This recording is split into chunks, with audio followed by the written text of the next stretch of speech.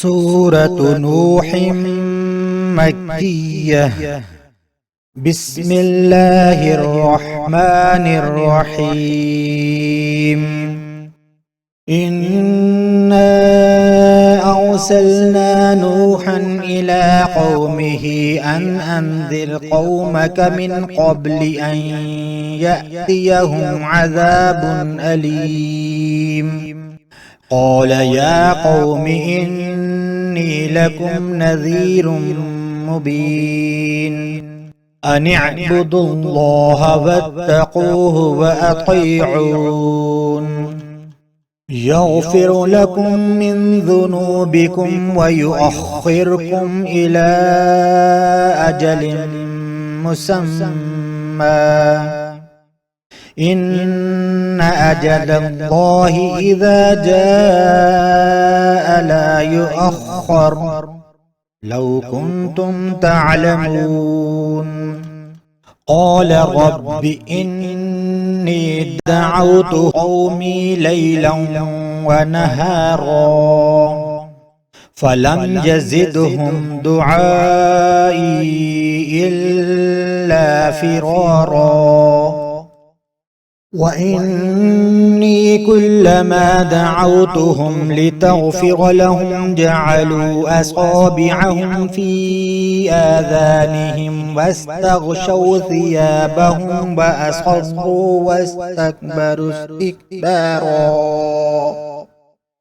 ثم إني دعوتهم جهارا ثم إني أعلنت لهم وأسررت لهم إسرارا. قلت استغفروا ربكم إنه كان غفارا. يرسل السماء عليكم مدرارا ويمددكم بأموال وبنين ويجعل لكم جنات ويجعل لكم أنهارا. ما لكم لا ترجون لله وقارا وقد خلقكم أطوارا. ألم تروا كيف خلق الله سبع سماوات طباقا وجعل القمر فيهن نورا وجعل الشمس سراجا والله أنبتكم من الأرض نباتا ثم يعيدكم فيها ويخرجكم إخراجا.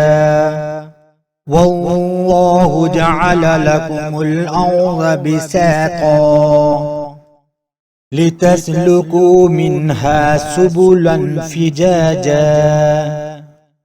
قال نوح رب إنهم عصوني واتبعوا من لم يزده ماله وولده إلا خسارا ومكروا مكرا كبارا. وقالوا لا تذرن آلهتكم ولا تذرن ودا ولا سواعا ولا يغوث ولا يعوق ونسرا وقد أضلوا كثيرا ولا تزد الظالمين إلا ضلالا. مما خطيئاتهم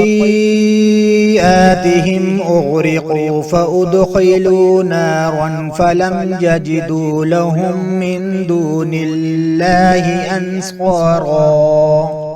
وقال نوح رب لا تذر على الأرض من الكافرين ديارا إنك إن تذرهم يضلوا عبادك ولا يلدوا إلا فاجرا كفارا.